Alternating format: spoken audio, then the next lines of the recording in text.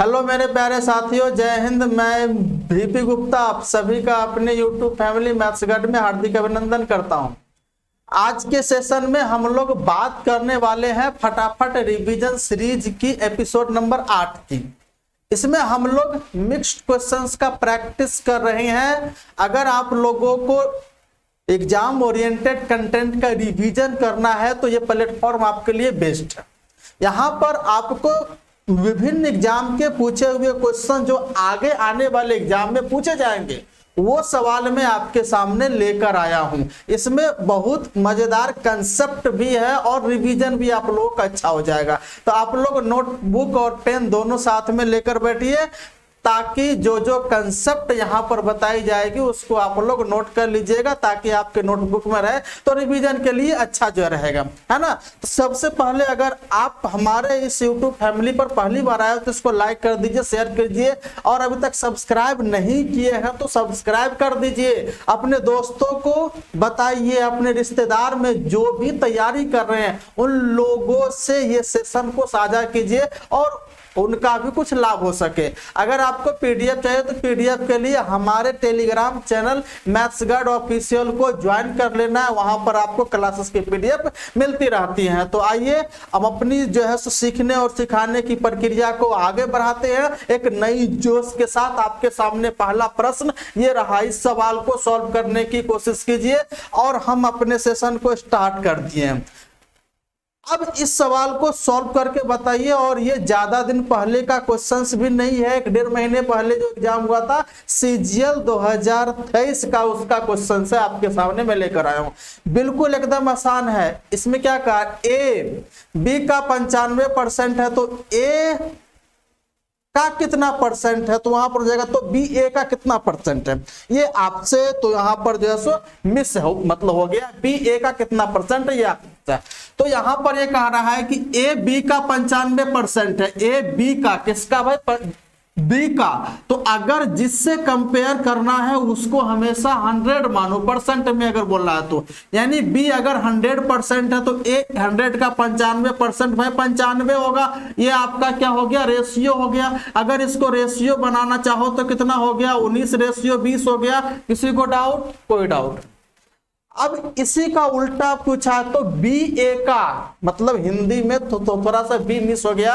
English में आपका सही है कि इंग्लिश में क्या कर रहे हैं, इज बी यानी what percent of A is B, यानी ए बी का अब की बार पूछ रहा है तो यानी बी ए का कितना आपका परसेंट है। तो बी कितना है भाई, बी है 20, किसका, ए का। तो जिसका उसको नीचे रखना, 19 का कितना परसेंट है ये आपको सॉल्व करना।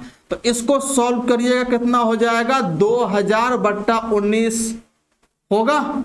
चलिए 19 इकाई 19 कट गया, 1 19 बचे 95, 5/19 यानी 105 सही 5/19% है। ये आपके सवाल का क्या हुआ, राइट आंसर हो गया। जो ऑप्शन नंबर बी में आपको क्या दिख रहा है, इसका आंसर दिख रहा है। तो चलिए, किसी को दिक्कत हुआ, कोई परेशानी, कोई दिक्कत वाली बात नहीं। चलिए अब हम अगले सेशन मतलब हम इसी सेशन में अगले सवाल की तरफ बढ़ते हैं जो आपके सामने ये रहे। बहुत बढ़िया सवाल है, रिमाइंडर थ्योरम का सवाल है ना, शेषफल प्रमेय का। हमने इसी यूट्यूब चैनल पर रिमाइंडर थ्योरम 0 से लेके हाई लेवल तक पूरा पढ़ा रखा। उसमें शायद 5 जो है लेक्चर है, 5 लेक्चर को देख लीजिए, आपका रिमाइंडर थ्योरम पूरा कंप्लीट हो जाएगा। इसमें कोई दिक्कत वाली बात नहीं। चलिए रिमाइंडर थ्योरम का सवाल है, इसको सॉल्व करिए। इसमें कह रहा है 265 पर पावर 40 81 कितना है भाई, 265 है और इस पर पावर है 40 81 और प्लस 9 ये है। और इसको भाग देना है कितना भाई, तो 266 से भाग देना है। और आपको क्या पूछा है, इसका रिमाइंडर क्या होगा, जल्दी से बताइएगा। बस एक लाइन में आंसर आ जानी चाहिए, जल्दी से आंसर बताइएगा। इसका क्या होगा, ए होगा कि बी होगा कि सी होगा कि डी होगा। कुछ लोगों का आंसर आना, कुछ लोगों के मन में आंसर आना स्टार्ट हो गया लेकिन बोल नहीं पा रहे कौन सा आंसर होगा। अरे बोलो बोलो बोलो बोलो, बोलना तो पड़ेगा भाई। अगर हमारे साथ सीख रहे हो तो हमारे साथ साथ आपको बोलना पड़ेगा। मैं बोलूं उसके पीछे पीछे आपको बोलना पड़ेगा। आपको ये समझना है कि हम सब ऑफलाइन की तरह क्लास में बैठे हुए, मैं यहाँ पढ़ा रहा हूं, आप वहां नोटबुक और पेन लेकर पढ़ रहे हैं, है ना। ऐसी फीलिंग्स आनी चाहिए, उसके बाद आपको हर एक चीज समझ में आने लगेगी। चलिए इसका आंसर क्या होगा, तो सबसे पहले बताइएगा 265 में 266 से भाग देंगे तो रिमाइंडर क्या हो जाएगा, -1 होगा, क्योंकि 266 से भाग दे रहे हैं 265 में, 265 266 से एक कम है, तो अगर जितना कम हो वो निगेटिव रिमाइंडर आपका हो जाएगा -1। अब मुझे बताइए -1 पर पावर ऑड है, -1 पे पावर ऑड अगर आता है तो वह -1 ही रह जाता है। आपको पता होगा कि -1 पर पावर अगर ऑड आ जाए तो उसको हम बोलेंगे क्या, -1।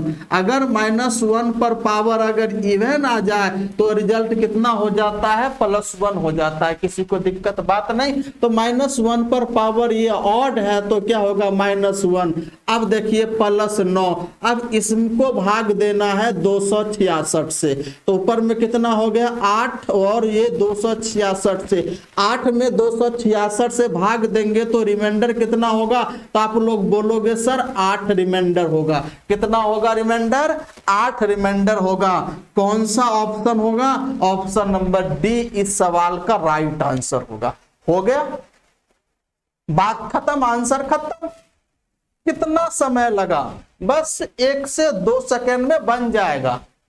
हम तो यहां लिख रहे हैं, समझा रहे हैं, इसलिए थोड़ा समय तो लगेगा ही लगेगा। चलिए अगले सवाल पे आगे बढ़ूं, अगर आप लोग बोलोगे तभी मैं आगे बढ़ूंगा। बोलो, आगे बढ़ूं, जब तक आप लोग नहीं बोलोगे तब तक मैं आगे नहीं बढ़ूंगा। आप लोग बोलो, शेयर भी करते रहिए।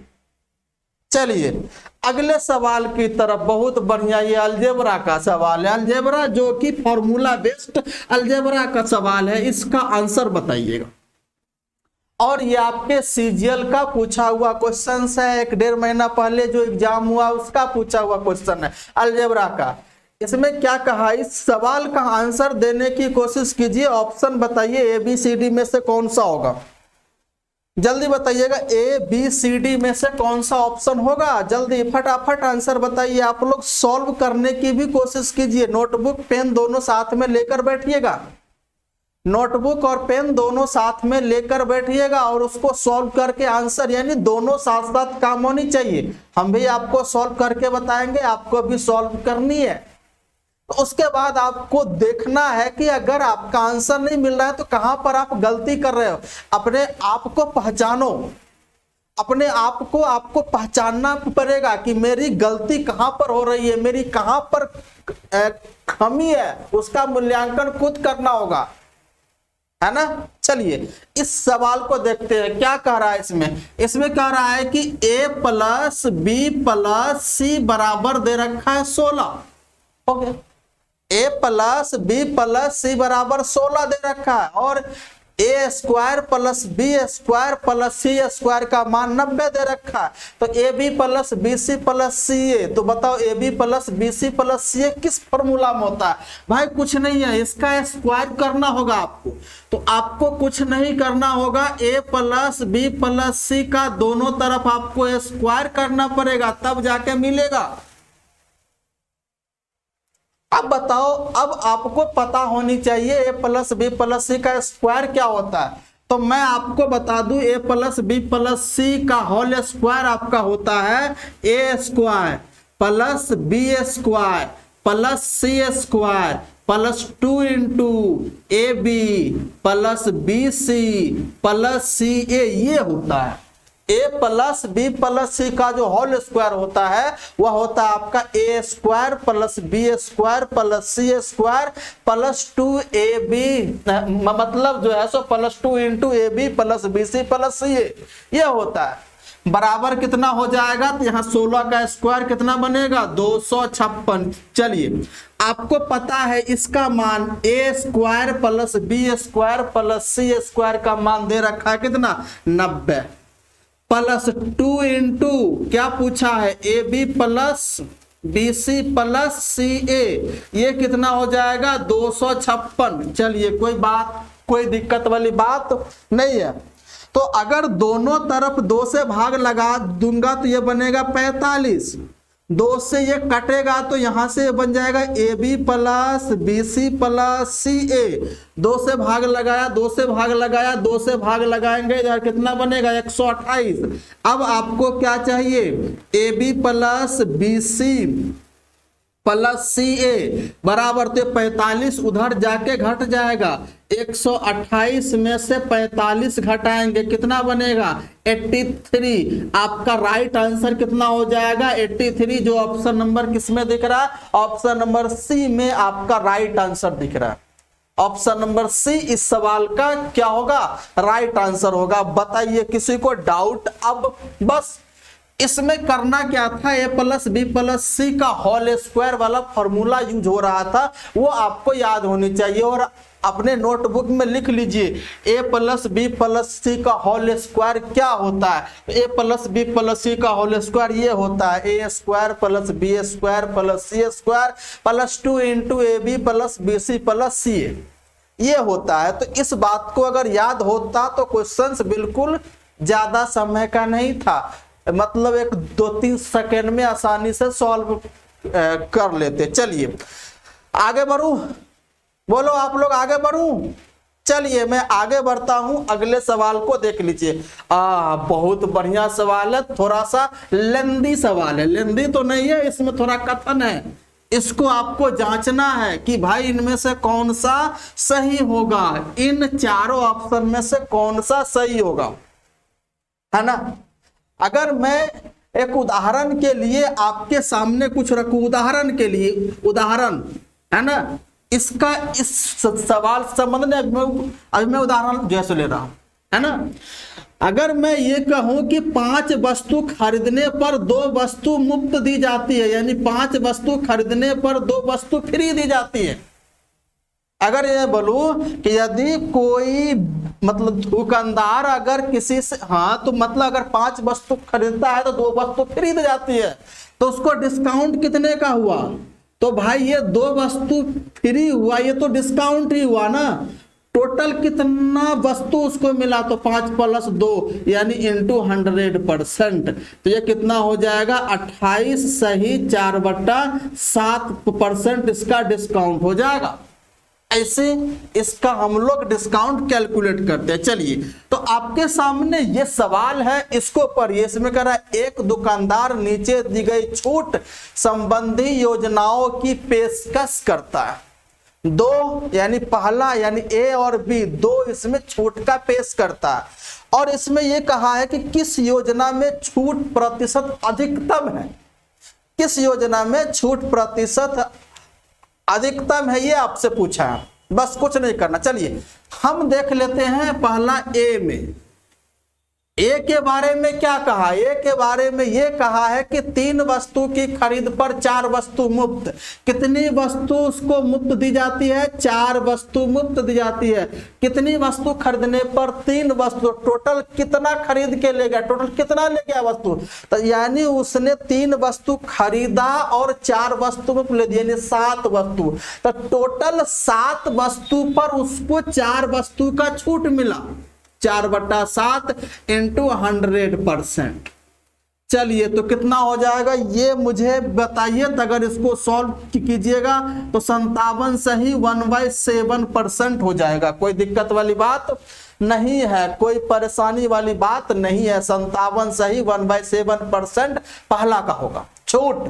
दूसरा का छूट क्या होगा, बी के बारे में क्या कहा है, बी के बारे में यह कहा है कि 5 वस्तु की खरीद पर 6 वस्तु मुफ्त ले जाता है। यानी अगर वह 5 वस्तु खरीदता है तो 6 वस्तु मुफ्त, यानी 5 खरीदा 6 मुफ्त में ले गया। टोटल कितना ले गया, 11 वस्तु टोटल ले गया, और 11 वस्तु मुफ्त में कितना लिया, 6। तो यानी वह 6 वस्तु का छूट दिया इंटू 100%। अब इसको अगर सॉल्व करिएगा ना तो ये कितना हो जाएगा, 9×54 यानी 54 सही 6/11% आपका हो जाएगा। कितना हो जाएगा, 54 सही 6/11%। अब मुझे बताइएगा, पहले कंडीशन में छूट है 57 1/7, दूसरे कंडीशन में मतलब छूट है 54 6/11%। तो पूछ रहा अधिकतम छूट किस योजना के तहत दी गया? तो पहला योजना के तहत, यानी क्या होगा? ऑप्शन ए होगा, यानी बी, यानी ऑप्शन हो जाएगा बी में कौन सा है? ए, यानी ये आपका राइट आंसर आपका हो जाएगा B is the right answer, यानी ए योजना के तहत छूट क्या है? अधिकतम है।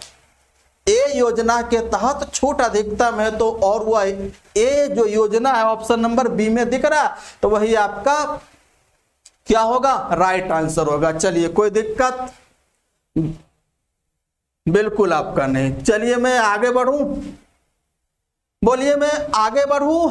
अगर आप लोग बोलोगे तो मैं आगे बढ़ जाऊंगा। बिल्कुल भाई, बिल्कुल। चलिए, ये क्वेश्चन है और ये सवाल कर रहे हैं आप लोग सीजीएल का। भाई अरे गरे नहीं, सीजीएल का बढ़िया एग्जाम होता है ना। थोड़े जो लेवल के क्वेश्चंस पूछे जाते हैं, कैलकुलेटिव भी पूछे जाते हैं, आसान भी पूछे जाते हैं, हर एक टाइप के क्वेश्चंस सीजीएल में पूछे जाते हैं, है ना। तो आइए इस सवाल को करने की कोशिश करते हैं। ये सवाल का आंसर क्या होगा फटाफट आप लोग बताने की। अरे इसका नाम ही है मेरे भाई फटाफट रिवीजन सीरीज, तो आपको आंसर भी फटाफट बताने हैं। जल्दी से बताइएगा, बताइए फटाफट इसका आंसर क्या होगा। आप लोगों से आंसर में पूछ रहा हूं, इसमें हो जाएगा क्या? इसको पढ़ते हैं फिर आंसर देते हैं। क्या करा? 8 पुरुष एक कार्य को 45 दिन में पूरा कर सकते हैं। हो गया 8 पुरुष, यानी 8 और पुरुष की क्षमता मान लेता हूं m, इसको 45 दिन में पूरा कर सकते हैं। तो ये हो गया टोटल वर्क, हो गया। अब कह रहा है कि 8 महिलाएं उसी कार्य को 18 दिन में पूरा कर सकते। 8 महिलाओं की क्षमता W मान लेता हूं, इसको 18 दिन में पूरा कर सकते हैं। ये हो गया टोटल वर्क। दोनों का टोटल वर्क क्या होगा? बराबर होगा। हो गया।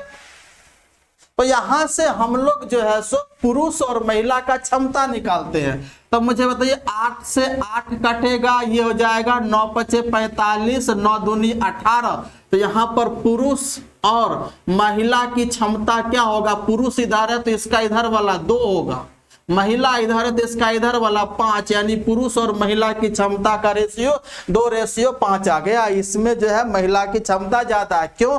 क्योंकि उतनी ही महिला कम समय में कार्य को पूरा करता है। चलिए, अब आपसे पूछा है 5 पुरुष और 8 महिलाएं। 5 पुरुष m और 8 महिलाएं 8W दोनों मिलाकर इस कार्य को कितने दिन में कंप्लीट करेंगे? जबकि यहां पर 8 पुरुष उस कार्य को 45 दिन में पूरा करता है। बात खत्म है, हो गया। 5 m का मान कितना है? 2। हाँ, तो m का मान 2, यानी हाँ, तो यानी यहां पर जो m की क्षमता है 2, ये बनेगा 10 प्लस वुमेन की क्षमता कितनी है? 5, तो कितना बनेगा? 10 8 × 5 = 40 into D is equal to 8, और ये कितना हो जाएगा? 8 दूना 16 इंटू कितना हो जाएगा? 45। हो गया। तो ये कितना हो जाएगा? आपका हो जाएगा 40 10 50 डी बराबर 16 इंटू 45। होगा कि नहीं होगा? तो अगर मैं 5 से काटूं तो 5 नमा, 5 से काटूं तो 10, 2 से कटेगा तो 2 8 16, और ये 2 से काटेंगे 5, कितना बनेगा? डी इज इक्वल टू 8 नमा 72/5। तो कितना आंसर हो जाएगा? 14 सही 2/5 दिन आपका क्या होगा? राइट आंसर होगा इस सवाल का। 14 सही 2/5 ऑप्शन नंबर किस में? ए में आपको दिख रहा है। ऑप्शन नंबर ए इस सवाल का राइट आंसर होगा। कोई दिक्कत वाली बात नहीं है, कोई परेशानी नहीं है। हो गया। एक एक चीज हम यहाँ पर जो है सो लिख रहे हैं, इसीलिए आपको थोड़ा सा जो है समय जैसा लग रहा होगा, लेकिन आपको एग्जाम में अगर ये प्रैक्टिस हो जाएगा ना तो इतना लिखने की आवश्यकता भी नहीं है। कुछ चीजें आप मेंटली भी कर सकते हो, तो वही मुझे प्रैक्टिस आप लोगों को करवाना है। चलिए अगले सवाल की तरफ आगे बढ़ूं, कोई दिक्कत इसमें? तो ये रहा एमडीएच पर आधारित था इस सवाल। चलिए अगले सवाल की तरफ मैं आगे बढ़ता हूं और इस सवाल को करने की कोशिश कीजिए। क्या होगा इस सवाल का आंसर? क्या होगा इसका आंसर?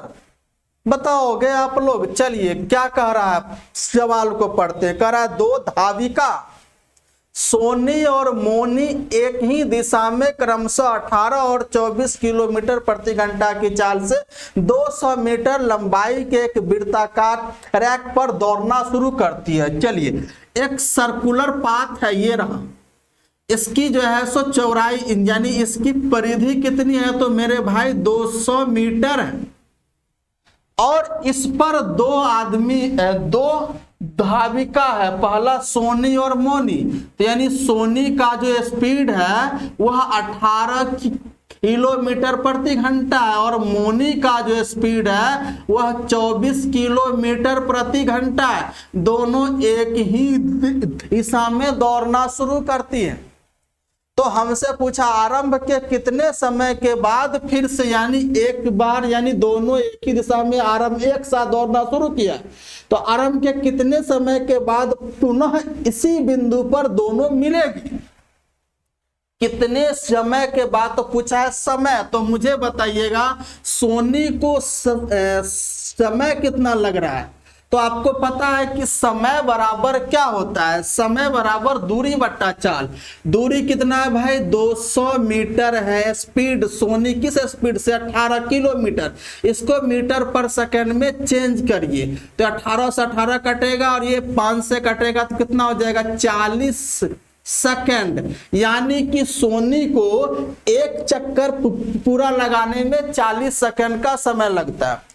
अब देख लेते हैं मोनी को कितना जो है सो लगता है। तो 200 और इसका स्पीड है 24 और इसको 5/18 से मल्टीप्लाई करेंगे। चलिए अब ये कितना से कटेगा? 6 3 18, 6 चौक 24, 5 चौक 20 से कटेगा 10 और ये 3 ऊपर आ जाएगा। यानी मोनी को कितना जो लग रहा है? 30 सेकेंड। यानी सोनी को लग रहा है कितना? 40 सेकेंड। मोनी को 30 सेकेंड जैसे लग रहा है। अब यह दोनों यहां से दौड़ना शुरू करती है एक साथ। तो कितने समय के बाद वह इसी बिंदु पर मिलेगी? तो इसके लिए आपको एलसीएम ले लेना है। तो 40 और 60 कितना हो जाएगा? 40 और 60 का जो एलसीएम बनेगा वह कितना बनेगा? 120 सेकंड के बाद दोनों क्या होगी? पुनः प्रस्थान बिंदु पर होगी। इस टाइप के सवाल को ऐसे करते हैं, किससे? एलसीएम से करते हैं, समय निकाल के। चलिए बात समझ में आ गया होगा। किसी को कोई परेशानी वाली बात नहीं है, कोई समस्या नहीं है, किसी प्रकार की कोई दिक्कत बिल्कुल नहीं है। कितना आंसर बनेगा? 120 second is the right answer. चलिए आगे बढ़ूं, आगे बढ़ूं। चलिए अगले सवाल की तरफ हम लोग ध्यान से देखते हैं और अगला सवाल क्या है उसको देख लीजिए। अगर ये सेशन आप लोगों को अच्छा लग रहा है तो उसको लाइक शेयर सब्सक्राइब करते रहिए। अपने दोस्तों रिश्तेदार जो भी लोग हैं उन सब के साथ यह सेशन को साझा कीजिए ताकि उनका भी फायदा हो सके। अगर पीडीएफ चाहिए तो हमारे टेलीग्राम चैनल मैथ्सगढ़ ऑफिशियल को ज्वाइन कर लेना। चलिए आगे बढ़ूं। अगला सवाल आपके सामने ये रहा, ज्योमेट्री का। ज्योमेट्री का सवाल है। अब इस सवाल को आप लोगों को आगे मतलब सॉल्व करना है। तो बताइए यहां पर क्या है? इस सवाल का आंसर क्या होगा? इसमें करा दी गई आकृति में PAB एक सेकेंड है। सेकेंड मतलब छेदक है। छेदक वजह से होता क्या है? जब जीवा को आगे की तरफ हम लोग बढ़ा देते हैं तो वही लाइन छेदक कहलाती है। और PT और कह रहा और PT P से धीरित पर स्पर्श रेखा है, यानी PT स्पर्श रेखा है। तो अगर ऐसे आ जाए, अगर यह सर्कल है, सर्कल है और यह एक छेदक जो है सो लाइन है, क्या है? PAB और यहां से एक स्पर्श रेखा इसको खींची गई है।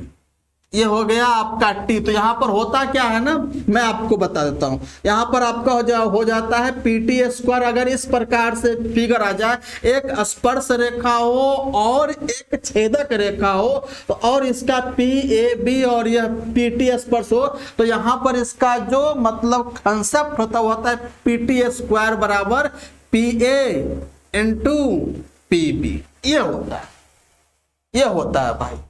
तो अब कुछ नहीं है, बस आपके सामने हो गया पीटी, इसका मान दे रखा 8, हमने फिगर को उलट के बना दिया। ये हो गया यहां से यहां आपका कितना x सेंटीमीटर, ये हो गया x, और ये आपका हो गया 6, बस हो गया। तो पीटी का मान 8, 8 का स्क्वायर, पीए का मान 6 इंटू पीबी, पीबी का मान 6 प्लस 8 यानी 6 प्लस मतलब जो है 6 प्लस x हो जाता है। चलिए हो गया 8 8 64, ये आ जाएगा कहां पर जो है 64 equal to 6 into 6 plus x, 8 बार बार लिखा जाता है x। चलिए ये हो जाएगा 32 और ये हो जाएगा 3, तो ये हो जाएगा 36 18, 32 माइनस 18 बराबर 3x, ये हो जाएगा। तो यहां से मुझे बताइएगा 3x इक्वल टू कितना हो जाएगा 18 यानी 14, यानी x का मान कितना हो जाएगा 14/3। यही आपका क्या होगा राइट आंसर 14/3। कौन सा आंसर होगा 14/3? ऑप्शन नंबर डी में दिख रहा है, ऑप्शन नंबर डी में आपको दिख रहा है 14/3। यही आपका इस सवाल का राइट आंसर, कोई दिक्कत वाली बात नहीं है। बस आपको ये याद जैसे रखना है, अगर एक स्पर्श रेखा हो और एक छेदक रेखा हो तो क्या होता है, छेदक रेखा का square equal to P A into P B आपका होता है। कोई दिक्कत नहीं, सॉरी स्पर्श रेखा का स्क्वायर है ना, ये आपका होता है। तो इस बात को याद रखिए। चलिए आगे बढ़ूं। चलिए सवाल है, इस सवाल को भी आप लोगों को सॉल्व करना, ये भी ज्योमेट्री पर आधारित है। क्या करा, दो संकेंद्रित यानी इंग्लिश से बोलते हैं कॉन्सेंट्रिक। अगर हाँ, तो अगर आपका संकेंद्रित अगर सर्कल हो, वृत्त हो, तो संकेंद्रित सर्कल वो होता है वैसे दो सर्कल जिसका सेंटर एक ही हो। मतलब अगर ये सर्कल है तो इसका सेंटर अगर ये है तो इसी सेंटर से एक और सर्कल बाहर से खींची गई है। इन दोनों सर्कल का सेंटर क्या है, यहीं पर है, यही ओ है। बस हो गया, बात खत्म। इसी को बोलते हैं कॉन्सेंट्रिक सर्कल्स। इसकी रेडियस 10 सेंटीमीटर और 6 सेंटीमीटर। मुझे बताओ, ये छोटे वाले हैं, इसका रेडियस कितना है आपका 6 सेंटीमीटर। बड़का वाला है, इसका रेडियस कितना है भाई 10 सेंटीमीटर। चलिए हो गया, बात खत्म। अब यहां पर कह रहा है कि बड़े वृत्त की उस जीवा की लंबाई ज्ञात कीजिए जो छोटे वृत्त को स्पर्श करती है। मतलब इस बड़े सर्कल पर, बिग सर्कल पर, बड़े सर्कल पर एक कॉर्ड खींचनी है, एक जीवा हमको जैसे लेनी है जो छोटे सर्कल को स्पर्श करती है। इसका मतलब यहां से मुझे एक जीवा खींचेंगे। चलिए अगर यह स्पर्श करती है तो यह स्पर्श बिंदु है, तो आपको पता है कि स्पर्श रेखा और रेडियस लंब होती है, बिल्कुल होती है लंब, ये लंब होती है। इसका मतलब है ये जो हो गया, ये एक क्या हो गया, ये हुआ क्या, तो ये एक राइट एंगल हो गया। राइट एंगल का हाइपोटेनस है आपका 10, परपेंडिकुलर है 6, तो ये कितना बनेगा 8 बनेगा। और अगर यह जीवा पर लंब है, अगर सेंटर से जीवा पर लंब खींची जाती है तो वह जीवा को 2 बराबर भागों में बांटती है। तो अगर यहां से यहां 8 है तो ये भी कितना हो जाएगा 8। तो रिक्वायर्ड आंसर, दोनों का आंसर कितना हो जाएगा, तो यानी बड़े वृत्त की जीवा की लंबाई कितनी हो जाएगी 8 और 8 16 सेंटीमीटर। क्या बनेगा right answer, option number D क्या होगा, राइट, डी इसका राइट आंसर। इसमें छोटे से कंसेप्ट आपको पता होनी चाहिए, 1-2।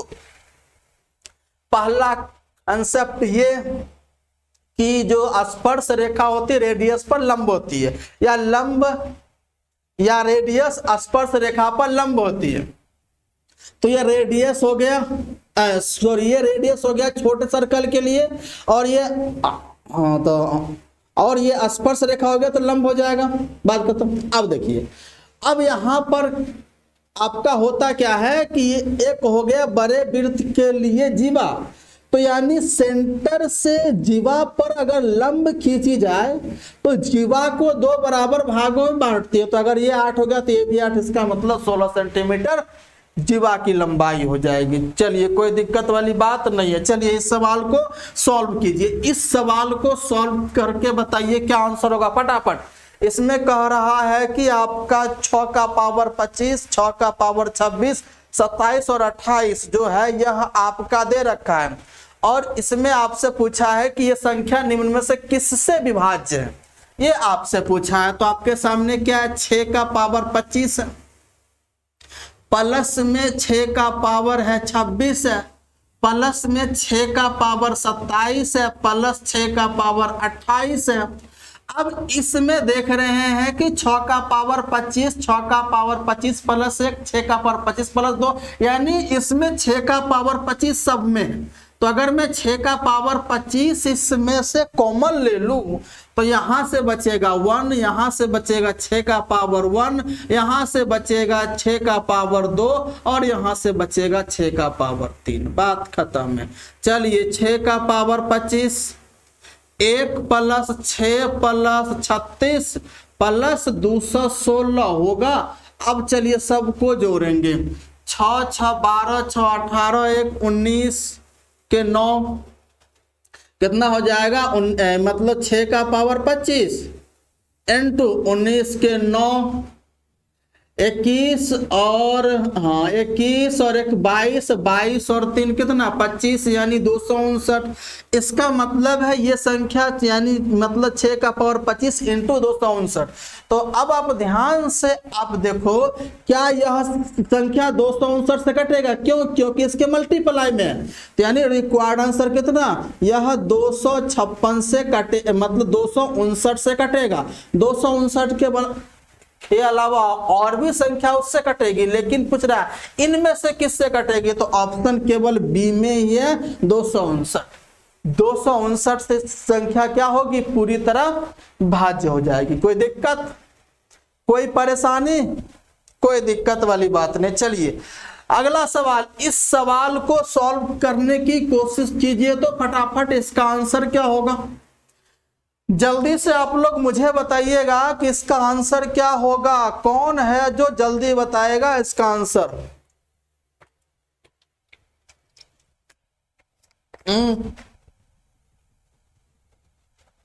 बताइए, इस सवाल का आंसर सीजीएल का पूछा हुआ क्वेश्चन है, ट्रिगोनोमेट्री का है। बताइए इसका आंसर क्या होगा। क्या कह रहा है इसमें? कह रहा है कि 3 साइन थीटा यानी 3 sine theta minus cos theta बट्टा क्या है, sine theta plus cos theta बराबर 1 दे रखा। यही तो है आपके सामने क्वेश्चंस है। चलिए अब आपसे पूछा क्या है, पूछा है कि जो है सो कॉट थीटा बराबर क्या होगा। बस हो गया। मेरे हिसाब से इसको किस प्रकार से सॉल्व करोगे, सबसे आसान रहेगा क्रॉस मल्टीप्लाई कर दो। तो ये इधर करोगे, इसका मल्टीप्लाई अगर इधर करते हो तो कितना हो जाएगा मुझे बताओ। ये इधर करते हो तो कितना हो जाएगा, तो ये बनेगा sine theta plus cos theta बराबर कुछ नहीं तो बट्टा में 1/1, तो 1 से मल्टीप्लाई इसमें 3 साइन थीटा और ये कितना हो जाएगा माइनस कॉस थीटा हो गया।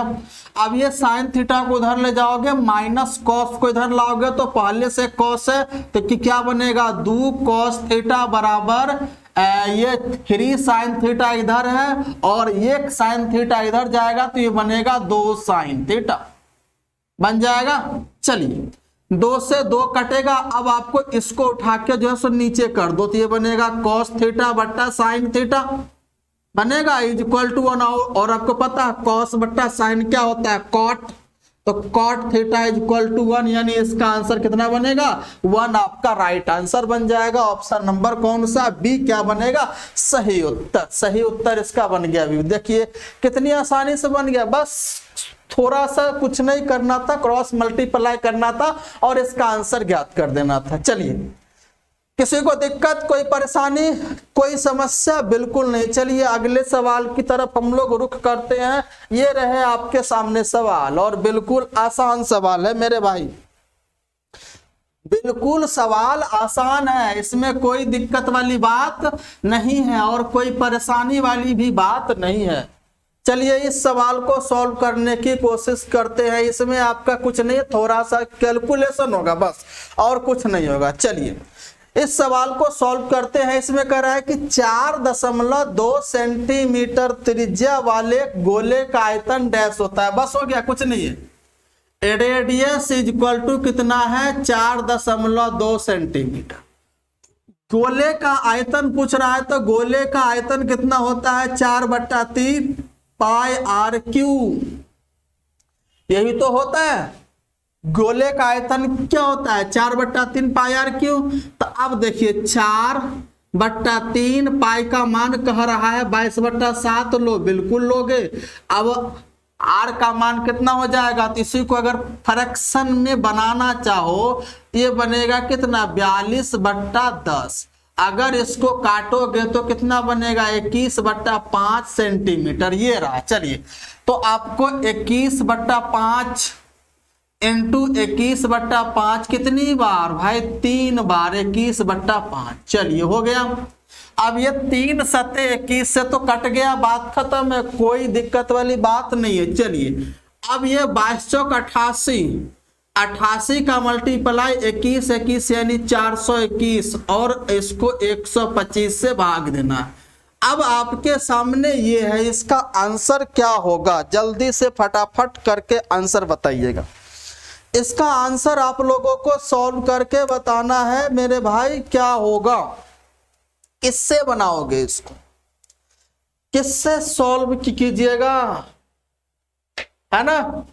आ जाइए तो इसको हम सॉल्व करने की, तो अब आपको करना क्या है 421 का मल्टीप्लाई 88 में कर देना। चलिए क्या होगा 8 का ये 8, 8 दूना 16 कैरी 1, 8 चौक 32 से 33, फिर 8 का ही 8 6 33 कितना हो गया, ये बनेगा 8 8 6 14 बनेगा ना 14, बिल्कुल 6 3 9 1 10 3 3 6 1 7 यानी 37,048 कितना 37,048 ये बना। अब इसको 125 से भाग लगाइए।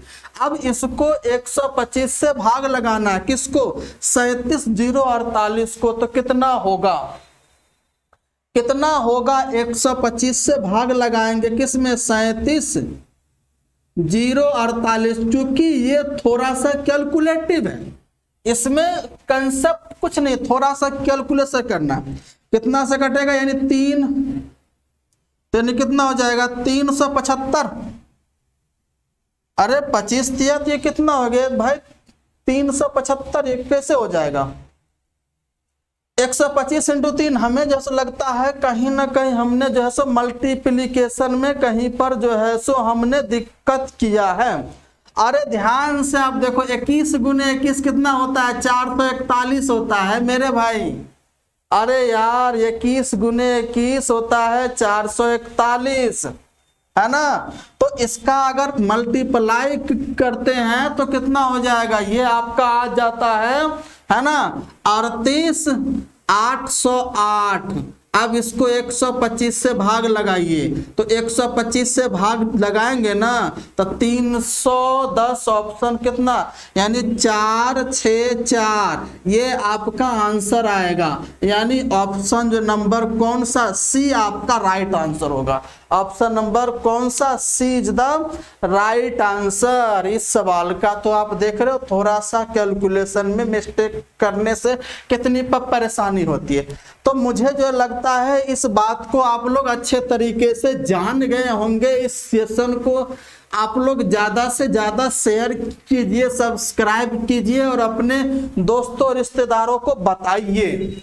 हमने आज के क्लास में सीजीएल में आए हुए प्रश्नों को डिस्कस किया है।